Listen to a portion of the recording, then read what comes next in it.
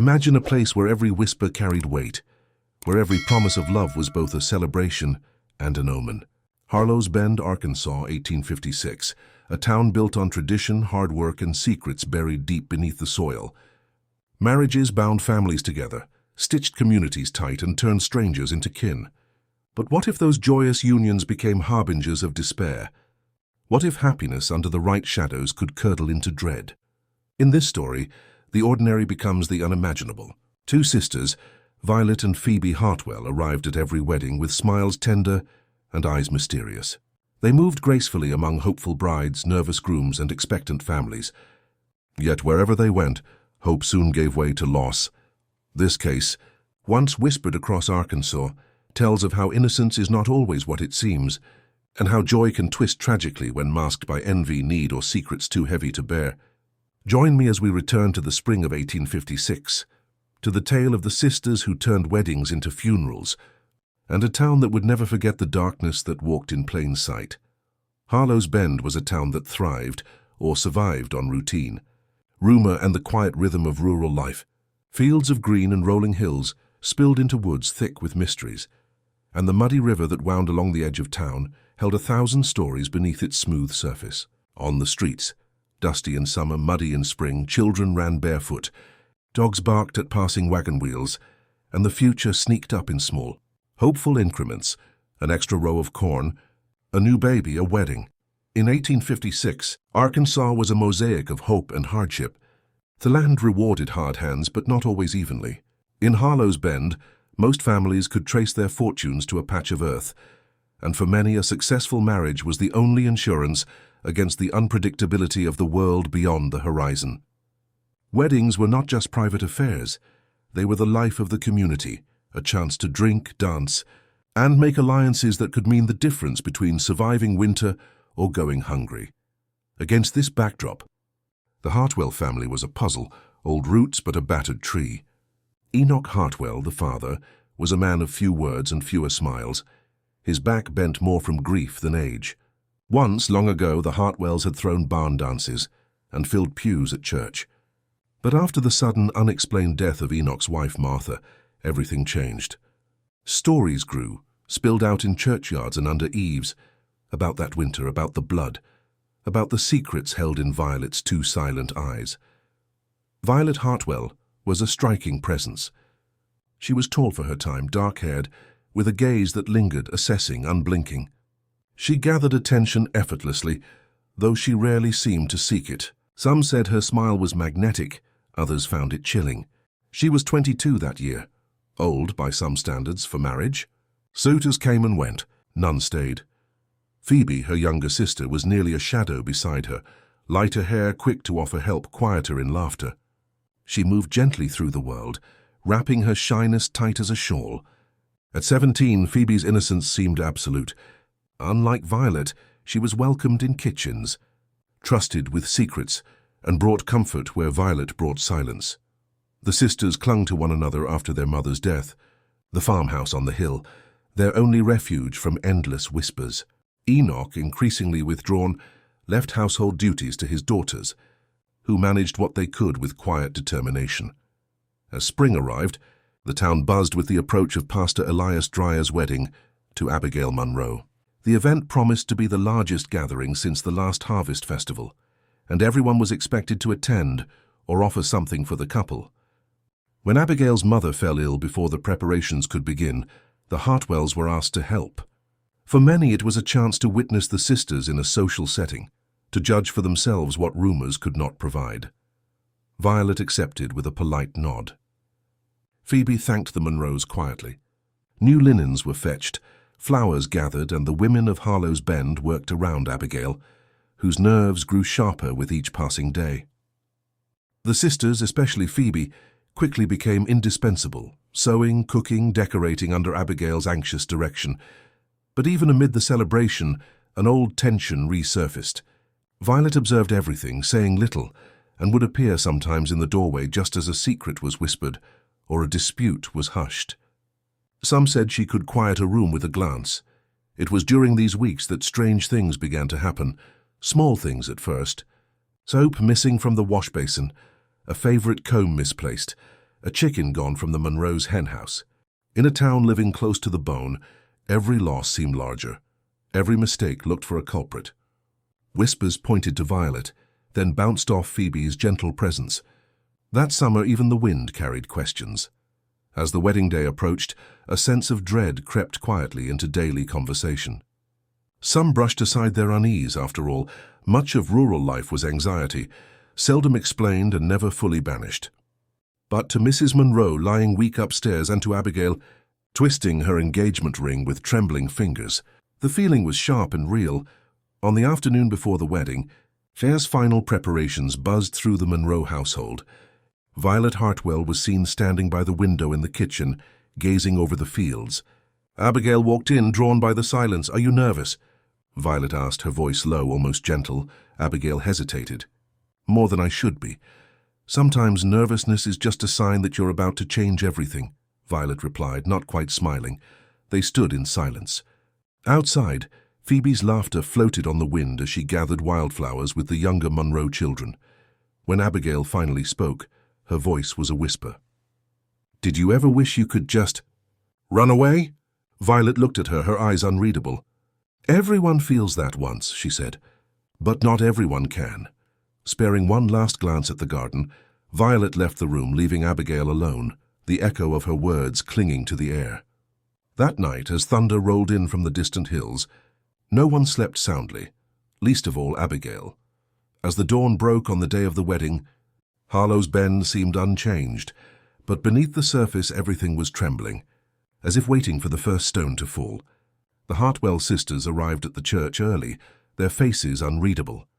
The celebration was ready, the families gathered, and the first dreadful chord of fate had been struck. But no one, not even Violet, knew just how much sorrow the day would bring, and how the sisters' presence would mark the community forever. The church bells rang early that morning, but the air in Harlow's Bend felt heavier than before. The sun rose through a veil of haze, a pale gold struggling to cut through the clouds, casting long, reluctant shadows over the town's single muddy road. Families arrived in wagons and on foot, dressed in their best. Even the youngest children wore clean shirts, their faces scrubbed bright with anticipation and just a hint of fear. Today, Elias Dreyer and Abigail Monroe would wed, binding two respected families and giving the town a rare reason to celebrate after a spring of hardship. But excitement mingled uneasily with suspicion. The night had not offered its usual comforts. Some swore they heard whispers outside their windows, branches tapping in the wind, or perhaps something more deliberate. Abigail's sisters barely slept, keeping watch as their mother drifted in and out of a feverish doze. In the kitchen, the cake stood precariously on a worn table, its white icing uneven but beautiful, a symbol of hope and effort in uncertain times. Violet and Phoebe Hartwell moved quietly through the Monroe home, helping where they could. Phoebe tended to every forgotten detail, her touch soothing, her presence calming. She fetched water for the anxious, tucked stray hairs behind the trembling bridesmaids' ears, and fixed a broken ribbon with nimble fingers. Violet's movements were more measured, almost deliberate. She arranged flowers with an eye for symmetry, straightened pews inside the dim church, observed how people moved and shied from the rare moments the sisters crossed paths. Together they seemed both essential and out of place, as if they existed in a world slightly askew from those around them. When the hour came, and strips of sunlight stretched across the chapel floor, the congregation filed into their seats. Elias, tall, serious, with hands that trembled only ever so slightly, waited at the altar, his best friend Jonah at his side. The Monroe family filled the first pew. Mrs. Monroe, pale and sweating, sat propped by friends, determined to see her daughter's happiness, whatever it cost her own frail body. The first sign that something was wrong came as the procession began. Abigail, radiant in a simple white dress handed down for generations, stumbled on the church steps. She caught herself, but those closest to her saw the color drain from her face. She pressed forward, lips tight, as if pushing through an invisible barrier. The ceremony proceeded, but the air was tense. The pastor's words echoed, hollow, barely noticed. Those in the back pews whispered that Violet watched the couple with an intensity that made them shiver. Phoebe, by contrast, looked everywhere but the bride, her hands twisting in her lap. eyes darting every time the wind rattled the old church windows. It wasn't until the vows, a moment that should have been filled with joy, that silence fell, heavy and absolute. Abigail's voice trembled. Elias squeezed her hand so tightly the knuckles showed white. As she spoke the final "I do," a chill crept down more than one spine. In the silence that followed, somewhere outside, a dog howled. The old women crossed themselves. The young glanced at their shoes. Afterward, the gathering spilled out into the soft daylight. Abby smiled dutifully for wishes and kisses, but her gaze sought the horizon, lost and uncertain. Violet found her under a bluff oak tree at the edge of the churchyard. "Are you happy now?" Violet asked softly. Abigail flinched but didn't answer. "You should be," Violet continued. "Some people never get the chance you just had." Abigail only nodded, her mouth dry. The Hartwell sisters drifted into the background, as if observing some experiment whose conclusion was already written. The feeling of dread, impossible to explain, stupid to voice, persisted. The wedding feast was shorter than planned. Conversation faltered, and laughter shrank from the edges of the yard like dew from sunlight. It wasn't until late afternoon, as clouds built along the river, that the first guests departed, eager to put distance between themselves and the strange shadow that seemed to blanket the day. Only Phoebe lingered near the kitchen, helping clean, collecting leftovers, her presence a small comfort that some clung to in the face of unease. Just as the Hartwells were leaving, a shout rang out from the road. Jonah, the best man, had collapsed. Sweat glistened on his brow, his lips blue. Someone screamed for a doctor, but the only healer in Harlow's Bend was hours away. Jonah gasped for air, clutching at his chest. He died before sunset. No explanation found, nothing to blame. By nightfall, grief swept through the town, as swift and sharp as the spring storms that battered their homes. One life lost on a wedding day. Some called it bad luck. Others, whispering behind doors barred against the night, wondered what curse had come to Harlow's Bend. A few mentioned the Hartwell sisters, but not loudly. That week, the mood broke like glass underfoot. The feasting stopped. The Monroe home closed its shutters, and Elias stopped leading the congregation, numb in his new widowhood before the word was even spoken. The Hartwell sisters returned to their father's farm, eyes heavy, lips silent, but the silence would not last. In the fields, stories gestated, suspicion growing like mold in the damp corners of every mind, waiting for the next tragedy to prove that what happened at the church was not the end, only the beginning.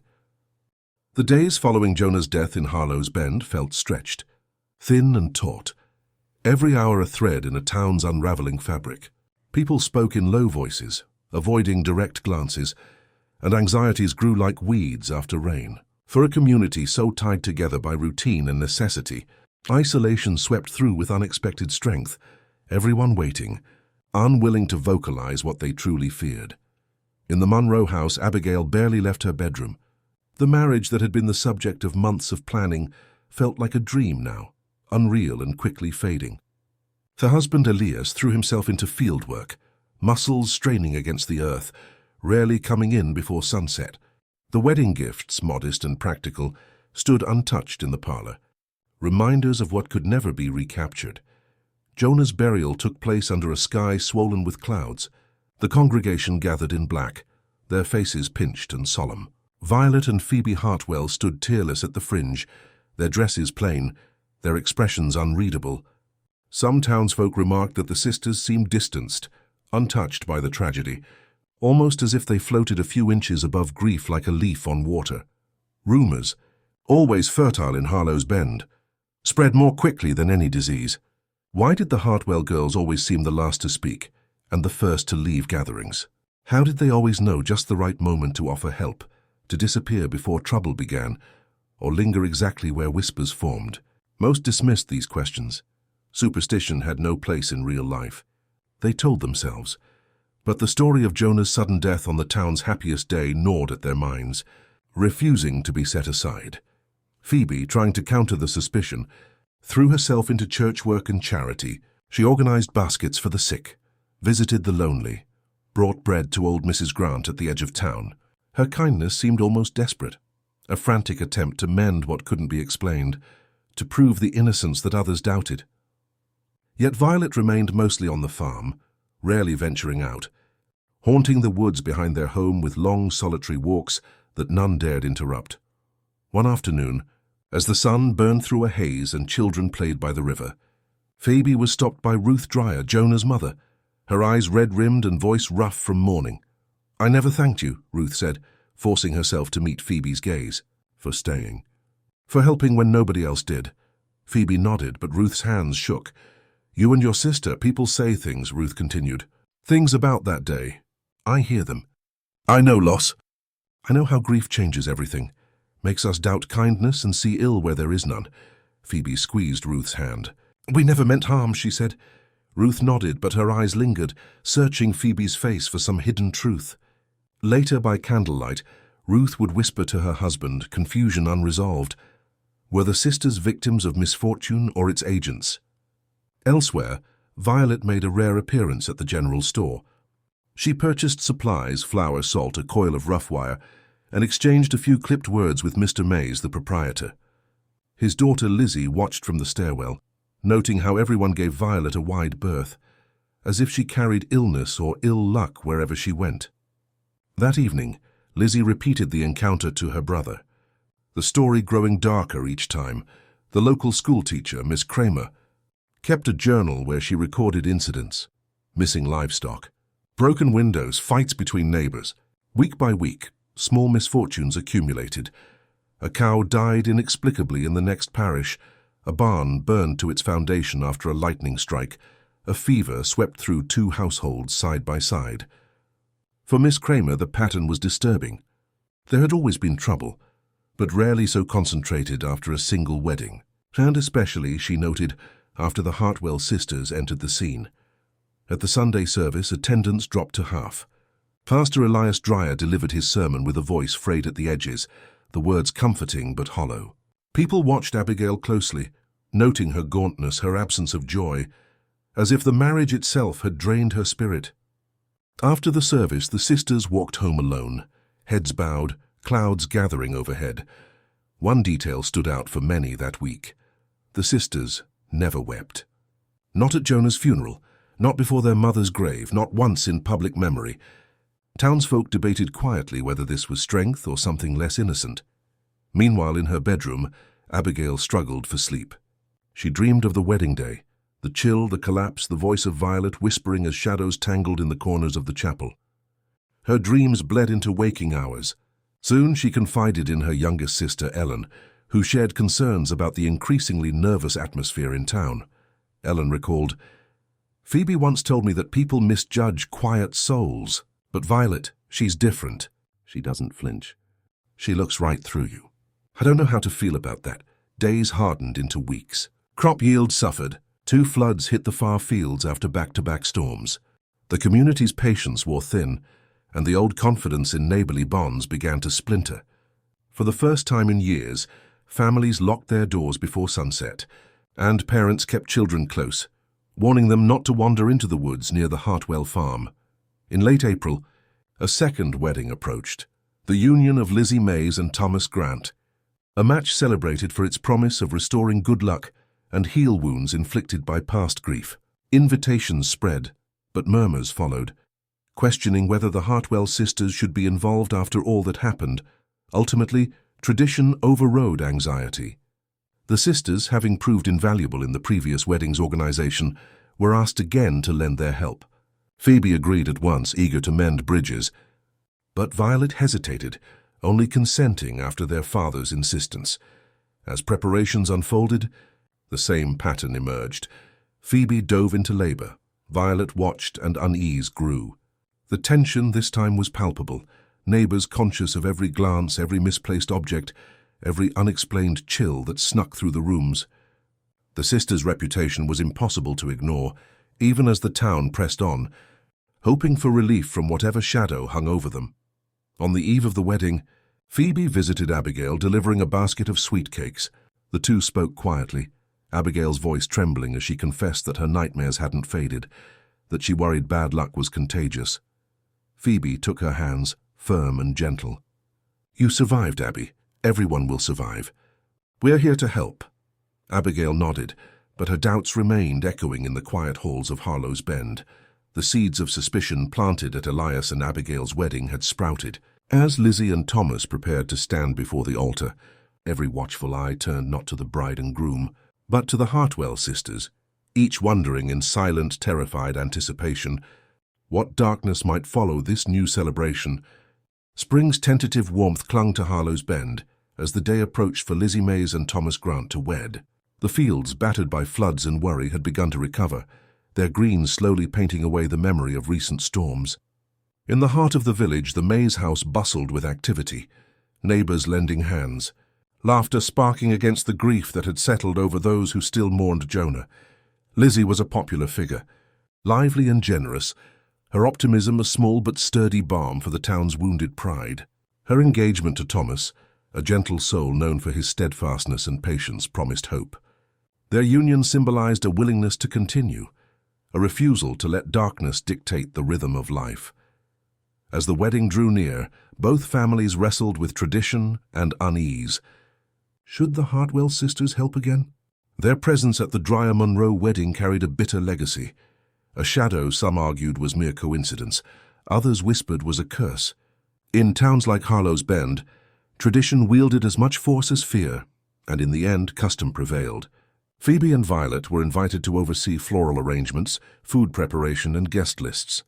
Phoebe arrived each morning, her apron secured tight, sleeves rolled up. She moved with easy competence, offering comfort to Lizzie's anxious mother and distracting the youngest Mays children with songs and stories. To many, Phoebe's energy seemed born of need, a desperate bid to outpace suspicion. Violet, meanwhile, kept herself at the edge of each gathering, speaking little but noticing all. Her gaze swept across the living room, the barn, the garden, with a measured, predatory calm. On the day before the ceremony, as dust hung in the warm air, Lizzie confided in Phoebe. Her nerves were frayed, a thread threatening to snap under too much tension. "Everyone's watching us," Lizzie whispered. "I want happiness, not more sorrow." Phoebe squeezed her hand. "This is your moment. You deserve joy, Lizzie. Do you think we're cursed?" Lizzie let the question hang unanswered for a long moment. Phoebe shook her head quickly. "No, what happened before was bad luck, not fate. This will be different." The morning of the wedding arrived bright and hopeful. Sunlight filtered through lace curtains. The scent of cut wildflowers filled the air. Guests gathered early, eager and anxious, their faces marked by a hope that struggled with trepidation. Lizzie's mother fussed with ribbons. Thomas's father checked the barrels of cider being cooled in the shade. And children chased each other beneath the watchful eyes of aunts and elder cousins. The church was the same where Abigail and Elias had taken their vows. Someone muttered about tempting fate, but most brushed away old fears, refusing to let anxiety dictate celebration. Violet positioned herself at the back, arranging flowers, her face careful and impassive. Phoebe mingled with guests, helping Lizzie breathe through waves of nerves. As the ceremony began, the congregation froze. The memory of Jonah's collapse flickered through many minds. Lizzie and Thomas stood together, hands trembling slightly. The town's doctor, summoned from the next parish, attended just in case, his presence both reassurance and unsettling sign of communal dread. The vows were spoken without interruption. The atmosphere, tense but unbroken, began to lighten as applause erupted. Laughter came easily, the kind that after much repression bursts out in relief. Guests congratulated the couple, and Phoebe smiled, her joy genuine if fragile. Even Violet seemed to relax, lingering near the door as conversation swelled. But then, as the feast started, unease crept into the edges of the day. A minor incident at first. A basket of bread vanished from the kitchen, a child complained of dizziness and went home early. The doctor, attentive but unconcerned, declared exhaustion from excitement. Still, the more observant guests watched Violet. She was seen once, standing in the churchyard, staring at a gravestone half-shaded in sunlight. As sunset drew near, Lizzie's cousin Martha tried to quiet the increasingly nervous group. She joked about Hartwell luck, the laughter forced but covering discomfort. Yet dinner was lively. Platters of chicken and potatoes passed around, glasses filled and refilled, the church's wooden floor alive with music and dancing. Strains of fiddle and laughter almost drowned out the persistent undercurrent of anxiety. It was Thomas Grant himself who broke the spell. Halfway through their first dance as husband and wife, he stumbled, gripping Lizzie's waist for support. His face lost all color, sweat beading along his brow. A handful of guests rushed forward. The doctor examined him, declared it faintness, not the same horror that claimed Jonah, but the fear reignited. Whispers flew, glances darted to the Hartwell sisters. Thomas recovered, though the dance ended abruptly. Lizzie, now pale as Thomas, tried to salvage the mood. She circulated among guests, forcing smiles, but the celebration frayed at the edges. Some families left early, the spectre of the previous tragedy impossible to ignore. Phoebe found Lizzie alone, in tears near the spring house. "This wasn't supposed to happen," Lizzie sobbed. Phoebe knelt beside her. "He'll be fine. He just needs rest." "I'm scared," Lizzie whispered. "Not of Thomas, not of this marriage, but of what follows us. I see Violet watching. I feel it." Her voice was raw with emotion. Phoebe hugged her, saying nothing. She understood. Night pressed down, wind tugged at their hair. The uneasy silence between words was more telling than anything said aloud. Meanwhile, outside in the shadow of the church, Violet confronted the town's doctor. "Dr. Avery, you saved him," Violet said in a tone both admiring and accusatory. Dr. Avery's jaw tightened. "I helped. That's all any of us can do." "Not everyone can," Violet replied, her gaze cold and thoughtful. The exchange lingered in Dr. Avery's mind long after, feeding doubts he didn't dare share. That night, the sky split open with thunder. Another spring storm sending everyone home early. Pressed into parlor rooms, doors latched tight against night and fear. As Harlow's Bend drifted into restless sleep, a single question unspooled in every house. Were these tragedies simply misfortune? Or was something, someone, casting darkness upon their moments of happiness? For Lizzie, Thomas, and the town entire, joy could not be trusted. The Hartwell sisters, once essential, now became forbidden subjects, symbols not of neighborly concern but of quiet, unsettling dread. With the second wedding behind them, and the dust of another tragedy settling across town, Harlow's Bend entered a tense period known among residents as the uneasy peace. The floods receded, the days stretched longer, but fear lingered quietly beneath each routine gesture. It was as if every family had absorbed the lesson. Joy could turn on them without warning. Lizzie and Thomas recovered slowly at the Grant homestead. Thomas's fainting spell remained a concern. He tired easily, worked less in the fields, sometimes gazed off into the middle distance, lost to memories or worry no one could dispel. Lizzie forced herself to keep hopeful, tending garden and guests, but a restlessness often overcame her at sundown hours. Her family tried not to mention the wedding, yet it defined every silence in their daily lives. Rumors about the Hartwell sisters, already common, now became more elaborate. At the general store, Mrs. Kramer speculated that Violet carried something unnatural, while others argued that Phoebe's kindness was merely a mask. No one spoke openly, but everyone changed their behavior. Children who once chased chickens in the Hartwell yard were now kept home, and invitations to church suppers dried up for the sisters. Phoebe, aware of the shifting tides, became less visible in public. She focused on her father and the farm, tending to chores and isolating herself from old friends. It was on one of these afternoons, in town for supplies, that Phoebe overheard Lizzie's mother whisper to a neighbor, "We never had trouble before. Now every celebration ends in tears." Phoebe took the message to heart and spent evenings walking the fields alone. One evening, she watched the sun fall behind the cypress grove and wondered if things would ever return to normal. Occasionally she glanced back at the farmhouse, where Violet remained a shadow in lamplight, writing by the window or pacing the kitchen. Violet's isolation was more deliberate. She refused every invitation, spent days in the woods or garden, and kept careful records in an old notebook. Her sense of control over their lives felt threatened by the town's suspicion, but she responded only with greater silence. Their father, Enoch, slipped further into depression, sometimes sitting unmoving at the table as dusk gathered. The loss of community and Martha's memory gnawed at him. The sisters were left to carry on as best they could. The uneasy peace was punctuated by new incidents, minor but significant for a town on edge. The wagon wheel splintered on the Munro farm, injuring one of Elias's brothers. A fire broke out in back of the schoolhouse, quickly doused but enough to rattle nerves. Old Mrs. Grant developed a sudden illness.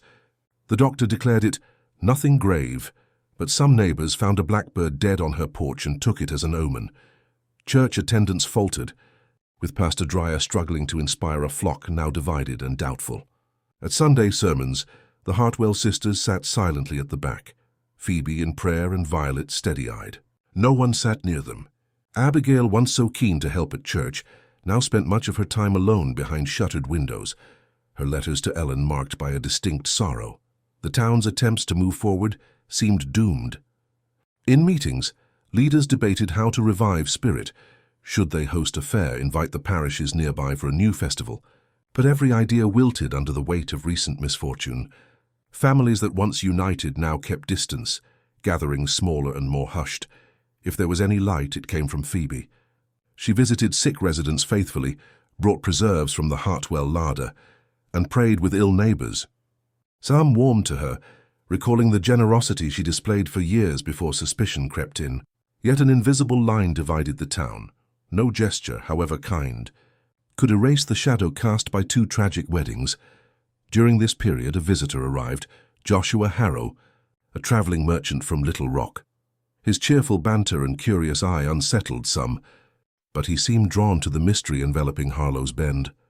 Joshua asked about the recent deaths, listened to rumors of curses, and spent long evenings trading stories in the town's only tavern.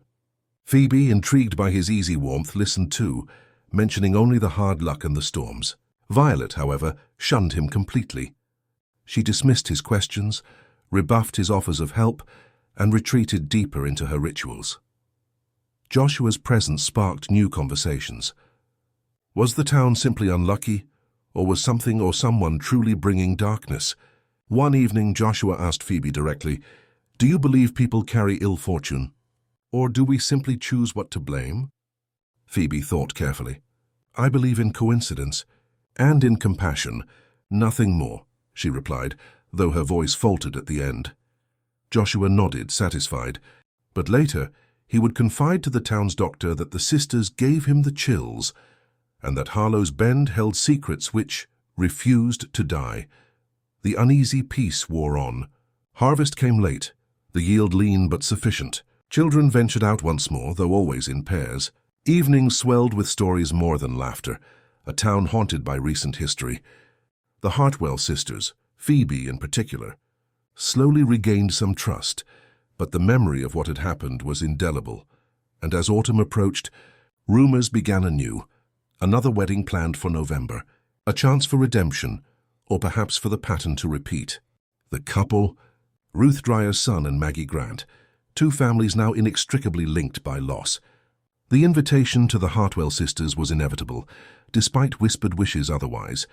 In every house, on every porch, the question persevered. If the sisters came, would happiness turn again to grief? Was Harlow's Bend cursed or simply unlucky? As November's chill gathered on the horizon, Harlow's Bend prepared to face fate once more. Unbeknownst to all, the uneasy peace would soon shatter, and the darkness within the community, carefully contained, half acknowledged, would rise to meet them. By November, the air chilled the bones as soon as dusk fell, and the crops in Harlow's Bend had all but withered. Despite the town's waning fortunes and lingering anxiety, preparations for Ruth Dreyer's son's wedding to Maggie Grant pushed restlessly forward. This third union was discussed in the tavern, behind church pews and on muddy porches. Would this celebration restore luck or deepen the town's pattern of sorrow? Ruth Dreyer, still hollowed by her son Jonah's tragic end, poured herself into the arrangements. She wanted everything perfect.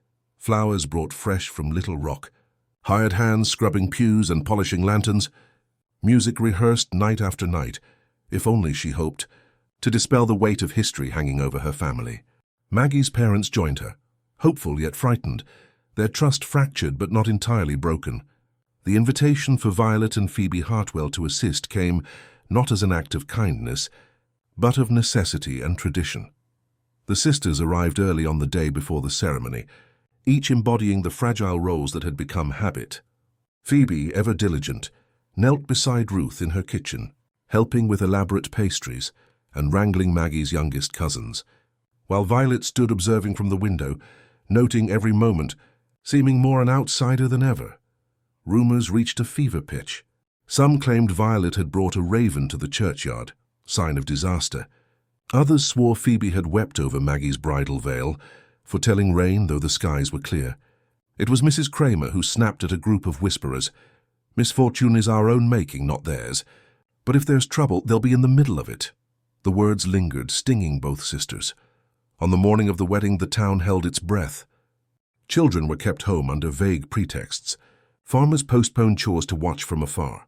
The church, decked in white and gold, hummed with uneasy energy. Ruth's son Robert and Maggie looked bright, nervous, desperate for a normal happiness. The music flowed, the vows pronounced. Throughout, Violet lingered at the aisle's end, her gaze steady on the couple. Phoebe guided Maggie through a wave of nerves, calming her trembling hands and smoothing her hair as she prepared to walk forward. This ceremony, unlike the last, progressed without disaster. The crowd dared small smiles, laughter returning as plates clattered, cider poured, and Maggie's little cousins darted through the pews. Many guests, emboldened by relief, tried to forget the past and let the evening unfold as it should, filled with dancing and celebration, but beneath the surface, tension continued to coil. As the feast wore on, a storm brewed in the distance. Thunder rolled softly, ignored by most but not all. Violet watched the sky, her expression inscrutable. Joshua Harrow, the merchant, now an accepted guest in the town, stood near the doors and noticed how both sisters faded into shadow and silence. As darkness claimed the town, a sense of foreboding fell over the church. Ruth Dreyer pulled Phoebe aside, gratitude and fear warring in her voice. "Tonight feels better," Ruth whispered. "But I still see Jonah, everywhere. Do you believe spirits linger after such loss?" Phoebe hesitated. "I believe what remains is grief, not ghosts." Ruth nodded, tears bright. Maggie joined her mother, pulling her back into the warmth of the guests. Phoebe lingered, uncertain, watching the families dance, knowing she and Violet remained outsiders, no matter how many cakes she served or hands she soothed. Near midnight, the festivities waned. No calamity struck. The couple was safe. Yet as the final guests drifted out, an uncomfortable stillness filled the air. The weight of waiting, of hopes so brittle they threatened to shatter under the faintest pressure. The sisters walked home together through the cold, their conversations sparse. Violet broke the silence only once. Nothing happened. "Does that mean it's over?" she asked. "Or only waiting?" Phoebe replied, the words barely audible beneath the wind. At home, their father Enoch was awake, a candle guttering beside him. He listened to their account, the normalcy, the relief, and nodded but said nothing. Violet retired to her room, her heart heavy and mind racing. Phoebe sat with Enoch until late, sharing tea in silence. The next morning news arrived. Maggie Grant's cousin had fallen ill overnight, her fever so rapid that the doctor was summoned by sunrise. By evening, word spread that the cousin was gone. The fever took her, unexplained. Families gathered, consoling the Grants and supporting Ruth Dreyer. Again, loss struck near the happiness of a wedding, yet never within its direct circle. For Harlow's Bend, fear was reborn. A new pattern began to take shape. Not violence or overt malevolence, but a relentless echo of grief that followed each celebration. Residents started to map misfortunes, tracing them back to the gatherings, always finding one or both Hartwell sisters somewhere near the date, somewhere in a shadow caught behind the guests. Phoebe, devastated for Maggie, visited the family, her comfort genuine but painfully inadequate. Violet, however, remained at home, her presence now regarded with suspicion rather than mere anxiety. Joshua Harrow, increasingly curious and disturbed, asked the town's doctor about possible explanations. The doctor shook his head. "People need to blame someone. But I see something worse. We're haunted, but not by spirits, by old wounds." Joshua nodded, but his own suspicions deepened. He shared these doubts with Phoebe one afternoon. Maybe Harlow's Bend was always doomed to suffer. Maybe it chose scapegoats before it chose solutions, he mused. Phoebe smiled weakly. "That's generous. But it doesn't help us. I want things better. I wish I could prove it wasn't us. But have you ever thought it might be?" Joshua pressed gently. Phoebe met his gaze, sadness flickering across her face. "No, not once. But I understand why others do. As winter pressed in, the town's wounds remained open. The weddings were now less anticipated, more feared. The Hartwell sisters became names spoken with caution, sometimes with anger, sometimes with regret. A town that once trusted its own now found itself defined by suspicion, grief, and the persistent question, was fate responsible, or were Violet and Phoebe the silent authors of every sorrow? Winter settled over Harlow's Bend with relentless grey skies and nights that seemed endless. The fields froze, the river slowed, and chimneys smoked day and night, as each family tried to hold off both cold and fear. In the town's collective memory, no season had ever felt so heavy, so reluctant to usher in a spring. Phoebe, weighed down by months of suspicion, threw herself into daily chores. She spent hours by her father's side, tending to the livestock, hauling wood, patching fences. She rarely ventured into town now, except for supplies or to check on the recovering Maggie Grant. The people who once smiled and waved now met her with sidelong glances.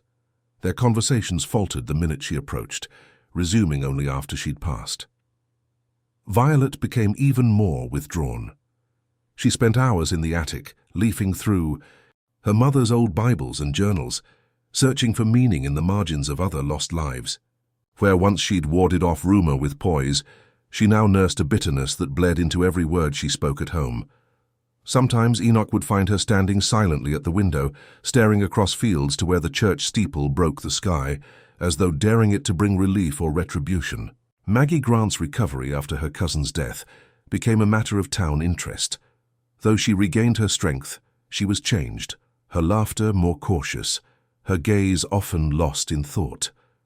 Lizzie Mays, visiting one afternoon, confided to Phoebe that, "It feels like a spell, Phoebe. Like nothing is safe anymore."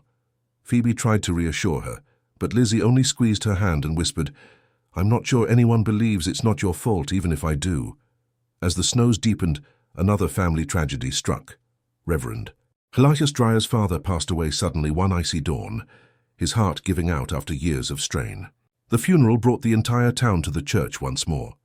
Huddled in black, residents noticed with unease that both Violet and Phoebe sat in the back, together but separate, their faces difficult to read in the grey morning light. During the gay service, a strange, almost tangible tension filled the church. Some guests flinched each time the wind rattled the windows. Others caught themselves watching the sisters' every movement. After the burial, Ruth Dryer pulled Abigail aside, voice shaking. "Something is broken here. We need to find a way back to peace." But no peace came. Instead, as winter dragged on, the boundaries between suspicion and outright hostility began to blur.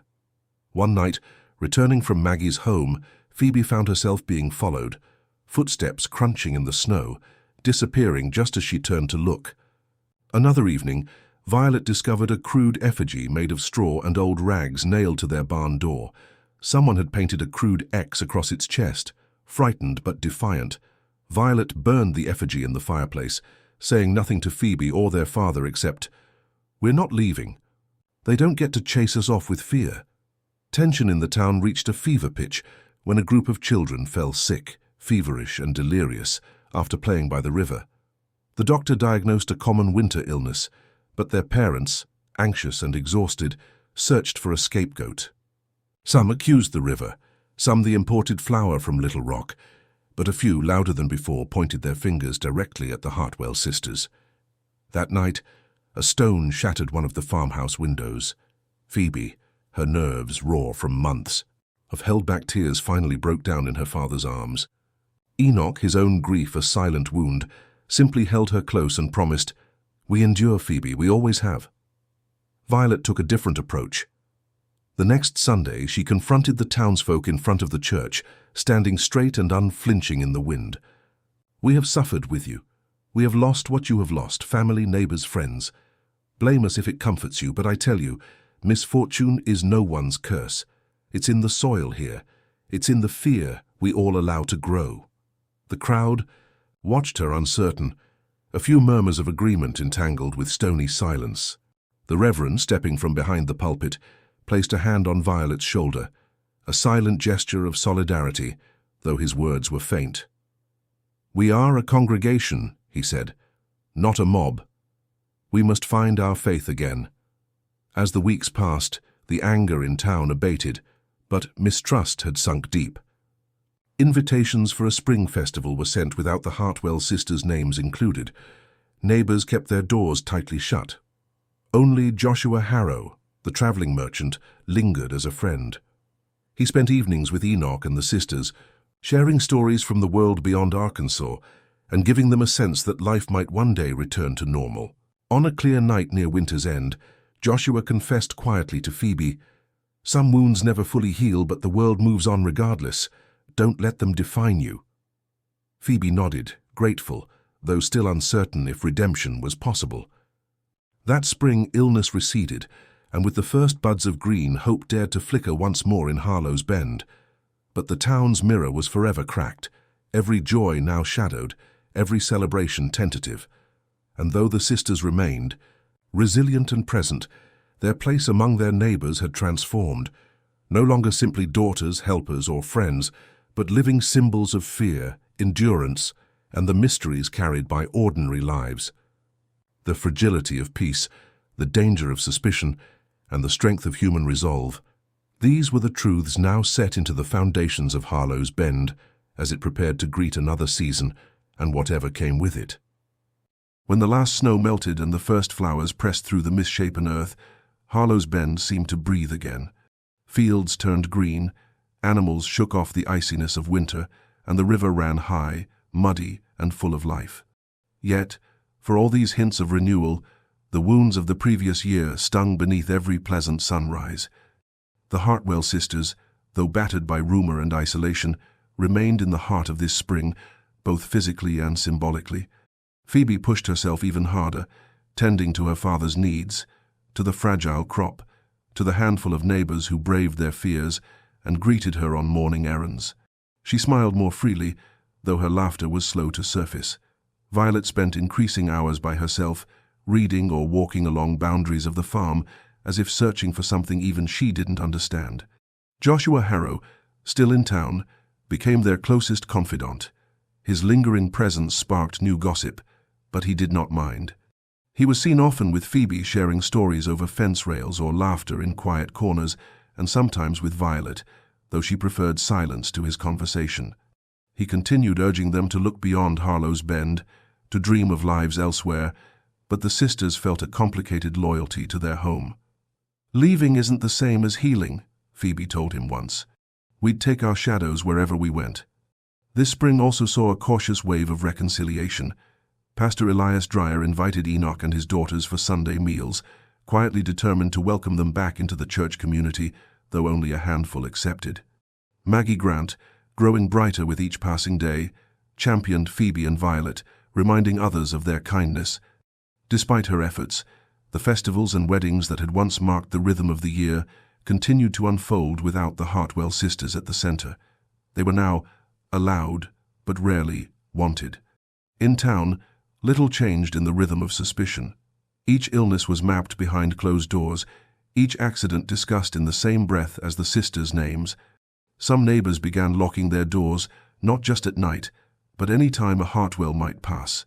Yet, smaller acts of forgiveness began sprouting in the form of pies left at the farmhouse porch, invitations from old allies, and apologies stumbled through at market. It was slow, uneven, always 2 steps forward, 1 back. A turning point came in the form of a new disaster, a barn fire at the Monroe homestead, sparked by lightning and quickly raging out of control. Phoebe and Joshua were the first to arrive with buckets and blankets, followed soon after by Violet, who organized neighbors until even the reluctant joined the line. The flames were extinguished, and though the barn was lost, the animals and main house were spared. Afterward, Mrs. Monroe, trembling and weeping, embraced Phoebe. "It's time we remembered what matters more," she murmured. The grateful neighbors, seeing the sisters' courage and care, found their old resentments weakened, replaced if not by trust, then by remembrance of better times. Joshua, watching the change, later told Phoebe, "Fire burns away more than wood. It burns away what we pretend to." With the barn fire in the past, the town began organizing a harvest festival, careful to emphasize inclusion and unity. For the first time in more than a year, Phoebe and Violet were asked to help with decorations and food. It was not a full acceptance. Some families kept their distance, but the old patterns leaned toward healing. Meanwhile, whispers emerged of a romance blossoming. A neighbor's son, once a childhood friend, wrote to Phoebe with careful words, asking if she might walk with him along the river one Sunday. Phoebe debated accepting, anxious about reigniting old fears among the townsfolk, but Joshua and Violet urged her not to let fear dictate every choice. Violet, though quieter than ever, began to pen reflections about her family, her mother's death, her father's decline, her place within the town's shifting loyalties. These thoughts burned in her journal, guiding her toward resolution. Some evenings, she and Phoebe would share tea in the starlit kitchen, reflecting not just on grief and isolation, but on the possibility of change. As the festival approached, a cautious sense of hope took root. The sisters baked pies, hung lanterns, and played music for the children. On the night of the festival, laughter rang out in the churchyard, and even Enoch joined in conversation at an old friend's table. It was the first time in nearly 2 years the entire town was present, if not united, at least together. The night ended with a dance beneath the stars. As Phoebe swayed with her hopeful suitor, and Violet watched the celebration from the fringe, Joshua whispered, "This is how new stories begin, not all at once, but piece by piece." In those early hours, the sisters felt the heaviness begin to lift, not completely, but enough to let breath fill their lungs, enough to believe that life in Harlow's Bend might eventually be remembered for its joys as well as its sorrows. Yet, even as the festival closed, Violet sensed the fragile nature of peace, how easily fear can return, how quickly the smallest shadow can undo months of progress. She stayed vigilant, determined never to repeat the mistakes or tragedies of the past. In Harlow's Bend, spring continued, the sisters, changed but not defeated, carved out a place for themselves, and the pattern of sorrow, finally breaking, left behind a single truth. Every healing begins with a whisper of courage, of forgiveness, of resilience. With summer ripening over Harlow's Bend, a restless curiosity spread an urge not simply to heal, but to understand what had passed. The old suspicions, though weakened, lingered like a bruise beneath the skin. People wanted answers, or at least closure, to keep moving forward. In this climate of fragile openness, stories long kept secret began to surface. Phoebe, increasingly open to her new hopeful romance, found herself drawn into these conversations. Neighbors, once careful with their words, began candidly revisiting events. Was it bad luck, coincidence, or a pattern everyone had chosen to see? At harvest suppers and during Sunday walks, old wounds were carefully probed. Lizzie Mays admitted she sometimes saw connections where there were none, while others, like Mrs. Grant, said openly, "Sorrow makes us foolish." Joshua Harrow, who had become an accepted fixture in their lives, suggested assembling the scattered accounts, a communal effort to lay the unanswered questions to rest. One evening, he gathered Phoebe, Violet, Maggie, Lizzie, and several others at the Grant homestead. What emerged was part confession, part catharsis, tales of lost objects, old grudges, illnesses, and shadows glimpsed at the edge of vision. With each story, the mysteries thinned, ordinary explanations emerging where once there stood only dread. It was Violet who added a missing piece. In a clear, even voice, she read passages from her father's and mother's journals. The entries painted a picture of hardship, crop failures, debts, family illness, a narrative common to countless families of the era. Her mother's tragic death by fever was revealed as natural, not the curse so many had woven into gossip. When Violet paused, silence filled the room. Maggie Grant, voice trembling, finally asked the question at the heart of every suspicion, "Why did it always happen around you?" Violet set the journal down, meeting every eye in the circle. "We never chose it. Being near does not mean being cause. Sorrow touches everyone. We carried ours openly. Perhaps that made it easier to blame us." She let the words hang, not expecting nor demanding forgiveness, merely staking her place in the truth.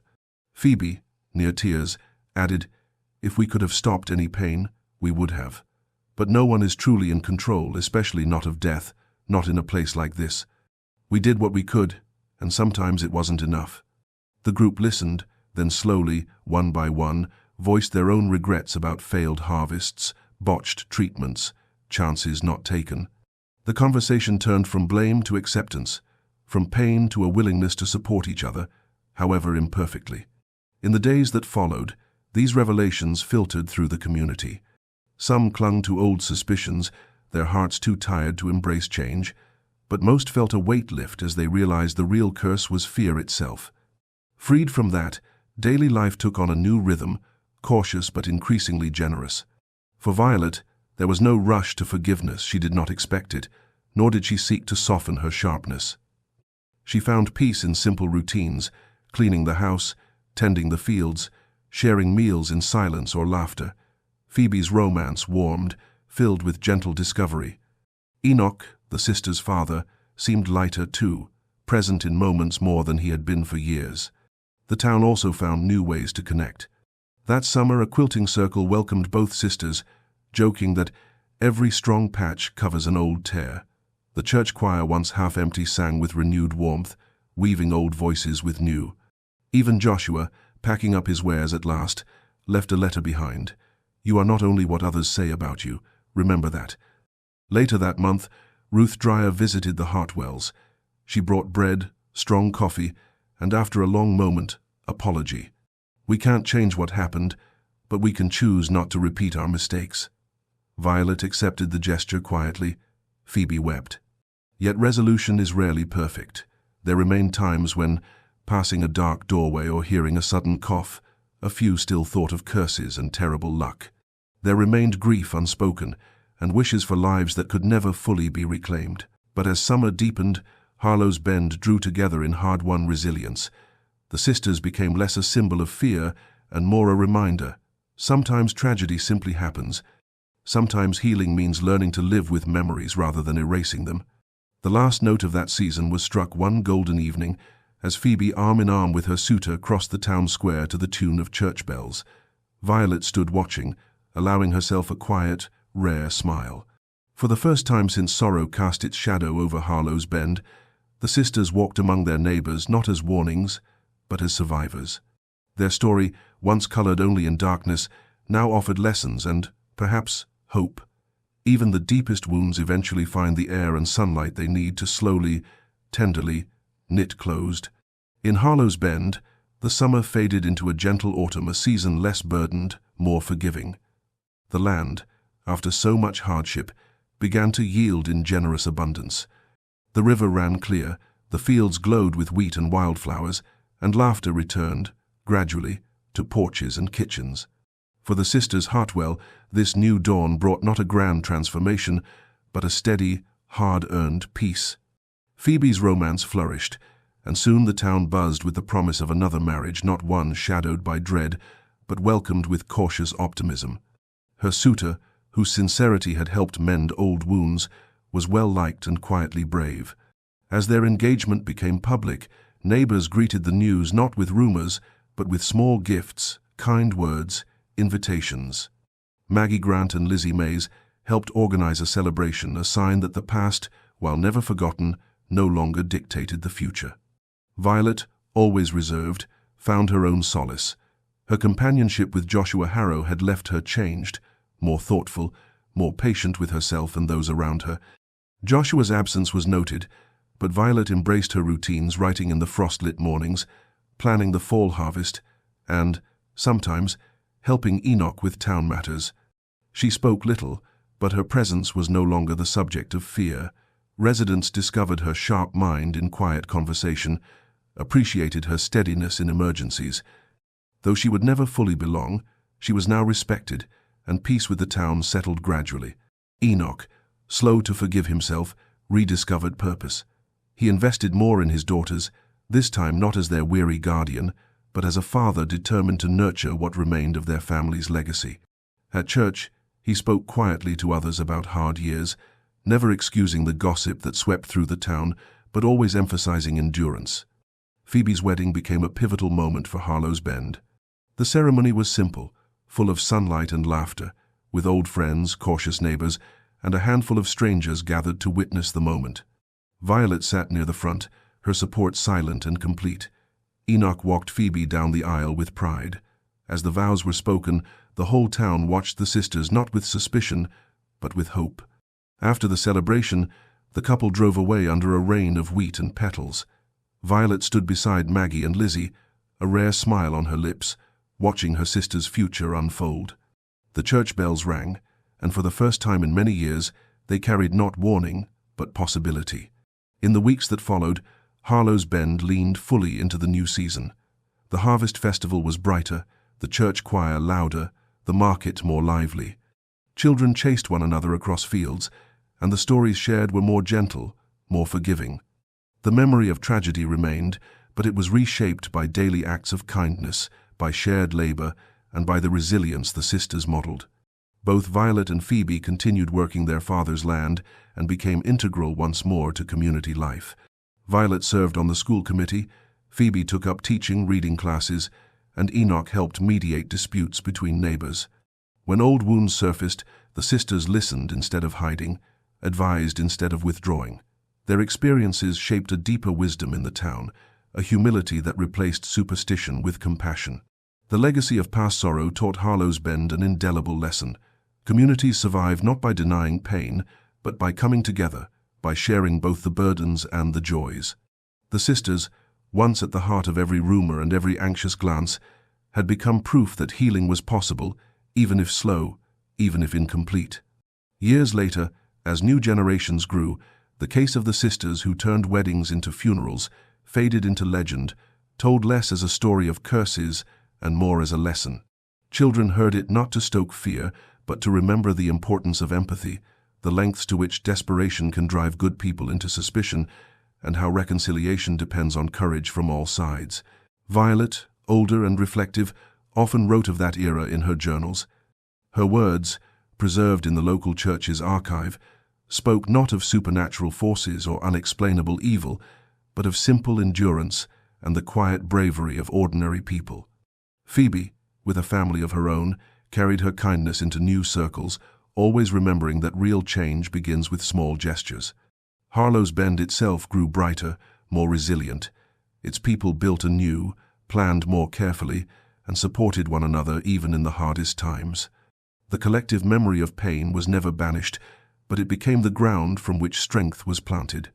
And so, from the horror and heartbreak of two sisters blamed for tragedies in the heart of Arkansas, a new heritage was sown, one where communities heal through honesty, acceptance, and faith in one another, not through fear or rumor.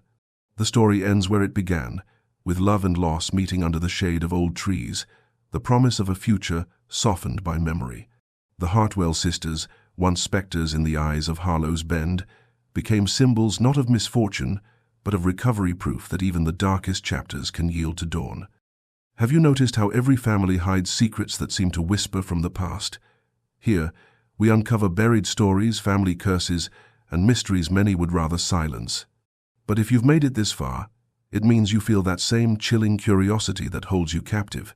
Don't let these voices fade away. Subscribe to the channel now, turn on the bell, and follow each new case we bring every week.